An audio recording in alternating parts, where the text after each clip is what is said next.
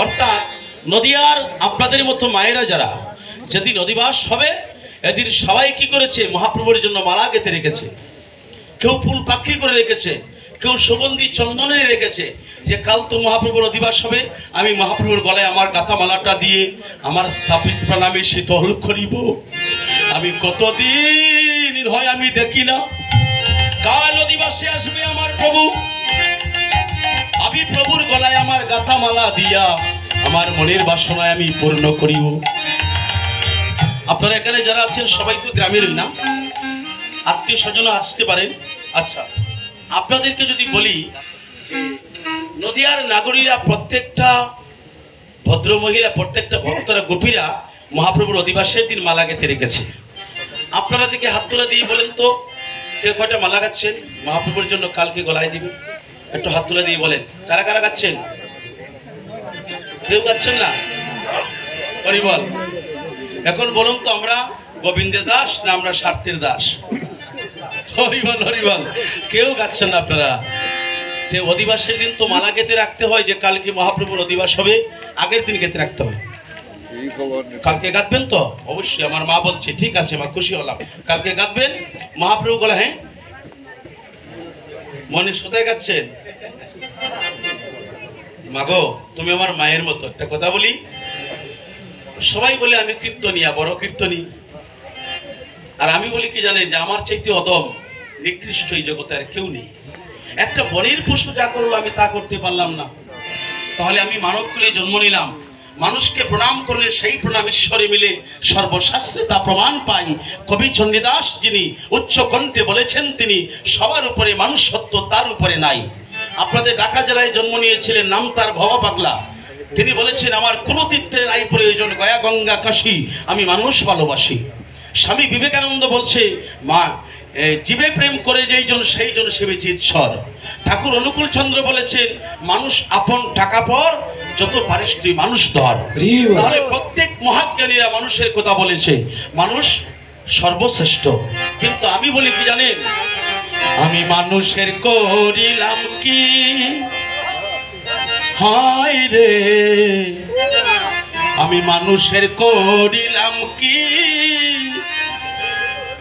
মানুষ হইয়া জন্ম লইয়া, মানুষ হইয়া জন্ম লইয়া শুধু ভাসেতে ডালিলাম কি।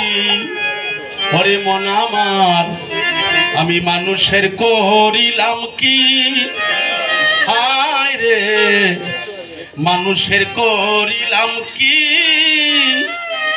কেন এই কথা বলছি তার প্রমাণ দিই। দাস্যভাবে একটু পরে যাও, দাস্যভাবে সনদ সনাতন ওরে পেয়েছিলেন গোলকের দল, আমার শ্রীকান্তের চরণ। দাস্যভাবে শান্তভাবে, এগুলোই তো। ওরে শান্তভাবে সনদ সনাতন পেয়েছিলেন গোলকের দল, শ্রীকান্তের চরণ। দাস্যভাবে হনুমানে, সে কোনো মানুষ, হনুমান কার ছেলে? পবনের আশীর্বাদে তার জন্ম হয়েছে। ওনার মার নাম কি? অঞ্জনা দেবী, তাই তো? অঞ্জনা দেবী। আর সে হলো হনুমান, মানে বানর বংশে জন্ম। কিন্তু দাস্যভাবে হনুমানে অন্তরে সীতারাম দেখায়, দাস্যভাবে হনুমানে অন্তরে সীতারাম দেখায়। এই কৃষ্ণ প্রেম সকলে কি পায়। একটা বনের পশু হয়ে যদি সে দাস্যভাবে বুক ছিঁড়ে রাম সীতাকে দেখালো, আমি বৈষ্ণব, আমি কীর্তনিয়া, আমি গোসাই, আমি ব্রাহ্মণ, আমি পণ্ডিত, আমি গুণবান, আমি গুণবতী, আমি খুব জানি, আমি সব বুঝি, দেখাও তো হনুমান যেমন দেখিয়েছিল বুক ছিঁড়ে। দাস্যভাবে হনুমানে অন্তরে সীতারাম দেখায়। এই কৃষ্ণ প্রেম সকলে কি পায়। এমন কোন মানুষ আছে আমরা পারবো? এই জন্য বলি আমি মানুষের করিলাম কি। আমার একটা গান আছে, এটা আপনারা জানেন, আমার কোন বাবাজির মতো বলবো বয়সটা,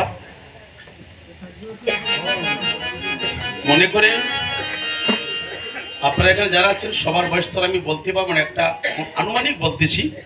আপনারা যারা আছেন আপনাদের যে বয়সটা হয়েছে এর থেকে আর বেশি হবে। যেমন মাথার চুল পেকে একদম লাঠি হাতে নিয়ে হাঁটে, লাঠি হাতে নিয়ে, তাহলে বার্ধক্য দেখা দিয়েছে। ওই বালাগঞ্জ থানা উনি সকাল থেকে সন্ধ্যা পর্যন্ত বসে থাকতেন শুধু একটা গানের জন্য। মায়েরা শুনছেন তো, সকাল থেকে সন্ধ্যা পর্যন্ত একজন বৃদ্ধ বাবাজি একটা গান শোনার জন্য বসে থাকতেন। গানটা কি জানেন? জানেন না আপনারা? আমি তো দুপুরে দাঁড়াই বা সন্ধ্যার পরে, সকালে অন্য কীর্তনী যারা তারা গায়, তো উনি বসে থাকে সকাল থেকে। আমি যখন আসরে গেলাম খানাখানি বলে দিই আমার কানে কানে, বাবা আমি 10টায় এসেছিলাম, এখন 3টা বাজে, আমি চলে যাইতাম, আমি বুড়ো মানুষ, তো আমি তোমার একটা গানের জন্য অপেক্ষা, আমি একটু শুনেই চলে যাও। কোন গানটা বাবা? ওই দেখেন কোন গানটা বলি, ধরি বলবো ওই গানটা। মানুষ কোলে জন্ম লইয়া, আমি মানুষ কোলে জন্ম লইয়া, দয়াল গুরুর চরণ না বজিয়া, আমার হইল না রে সাধন ভজন মন রে, আমার মানব জীবন গেল কারণ। প্রহ্লাদের ভক্ত ছিল, তারে অগ্নিকুণ্ডে ফেলে দিল, নাম স্মরণে বাঁচাইল জীবন। হস্তপদ বন্দন করে ফেলিল গহীন সাগরে, দয়াল গুরু এসে বাঁচাইল জীবন মন রে। গাও মানব জীবন গেল। তারপরে বলছে গুরুর মতে মনকে গরম, 6টা রিপু বাধ্য করো, তুমি জেনে করো পথের আয়োজন।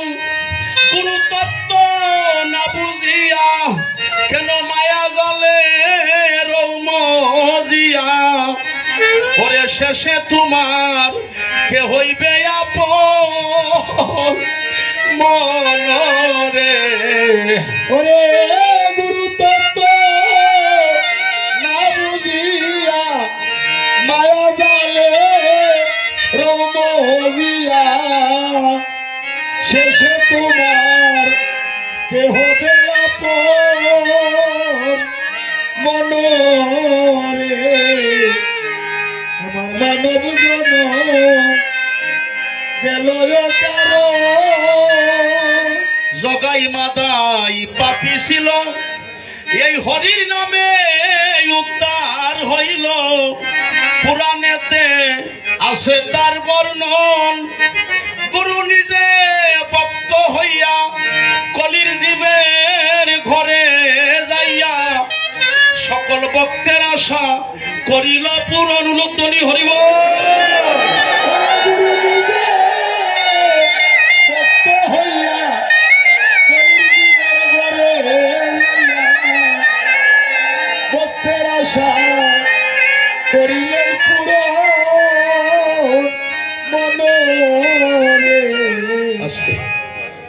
এই গানটা শোনার জন্য ঘন্টার পর ঘন্টা বসে থাকে। এই যে মানব জন্ম গেল কারো। যাই হোক, আমরা সকলেই যেন মনোযোগ সহকারে এই অধিবাসে যা বলা হবে আমরা শুনতে পারি। আমরা আরেকটা গান গেয়ে নিই। হ্যাঁ, আরেকটা পথ, 5 জন মহাজনের পথ হবে। খুব আনন্দ পাবেন আপনারা যেভাবে নীরবতাটা দিচ্ছেন। বহু জায়গায় তো কীর্তন করছি, কিন্তু এত সুন্দর নীরবতা আর এত